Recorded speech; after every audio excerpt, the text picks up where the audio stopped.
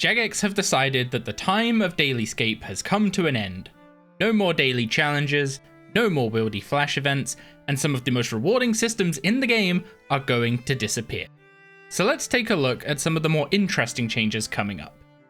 Firstly though, the TLDR on why they're making these changes. Currently, the game relies on what are known as dark patterns to make you feel like you have to log in, do your dailies, do your flash events, and feel bad if you miss out. Clearly, that hasn't been working for actually growing the game, so something needs to change. I'm going to start with the heavy hitters. Daily challenges are gone and replaced with nothing. Ultimately, these gave way too much XP for the time investment and could be used to solely train a skill by disabling challenges in other skills and just doing your dailies. For instance, free archaeology dailies could give you 150k XP for 3 minutes of digging at the level 5 spot. And in addition, give you progress towards a weekly track reward like a Death Touch Dart, and you don't want to miss that. My opinion is that daily challenges were the least obtrusive daily in terms of what it made you do, but the power level of them made it unattractive to actually train many skills by doing the skill itself. Sure, you could nerf the XP and remove the weekly track from the rewards, but then what's the point of them sticking around at all? It also doesn't help their cause that they're literally called daily challenges. Ultimately, they need to go if we're going to bring back the skilling to skills. Next up, the removal of wieldy flash events, and I'm going to annoy many of you and be blunt. Good riddance. These top of the hour events that demanded you slam the brakes on whatever else you were doing and get there at exactly the top of the hour for your big XP drops and chances of a Dark Onyx core. They're hugely disruptive to the rest of the game. Doing a quest? Stop. Tree time. Doing a boss? Stop. KBD time. Enjoying some mining on your second monitor and it's 2 minutes past the hour? Bad luck, bozo. Make sure the Dark Onyx core gets added to some real content, but otherwise I could not be happier seeing these hit the bin and not having to check the wiki every morning to know when to drop everything and run to the tree.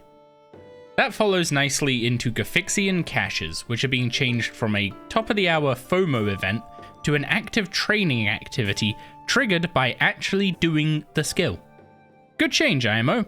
Hopefully the mechanical changes also make the minigame less like pulling teeth, but my biggest concern is that currently, Divination XP rates are atrociously low.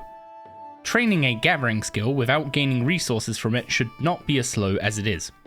Fortunately, they are looking at rebalancing early game Divination XP rates, so we might actually see activity at more than just incandescent wisps. One thing to note about Divination is that there are other methods to skip training it, or train it in much better ways such as engrams and dungeoneering divination. If they're gonna buff overworld divination XP rates, then I expect engrams will take a bit of a hit to compensate, but I hope dungeoneering div doesn't get the nerf bat like some other methods have done, as it requires quite a bit of setup and is a very active method, even requiring a group to get the clickbait XP rates you'll have seen on some guide videos.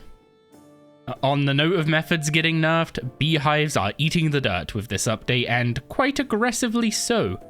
Not only no longer being a quick way to get up to chinchompas in the player-owned farm, but seemingly becoming completely unbalanced in the opposite direction. No one's gonna put 170 marigolds into beehives for 1.4k XP in a day.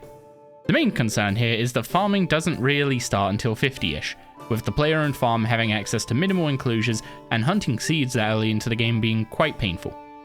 So I expect early game farming to be quite a bit more difficult than other skills to just get to 50, but I'll have to actually play it to be sure. And alongside beehives, my favourite hunter abuse method is being absolutely obliterated. Whirligigs have had a few unintended ways to get around the terrible rate of collecting flowers, which is now being fixed by making the whirligig that requires the flower give the lion's share of the XP. But they're also dropping the XP rates by over half across the board. I'm gonna be honest, this method is incredibly intensive to the point of causing wrist pain, so I'm overjoyed to not have to do it again, but this nerf may be too far considering that intensiveness. Especially for Iron Men, who get a measly 20% increase in flower rates in exchange for the bug fix. That should have an extra 0 in it. And we can't forget about prayer. Thankfully, we're not reintroducing the demonic skull to more methods anymore, but the Chaos Altar is having its XP boost locked behind the Wilderness Diary. Honestly, this is fine.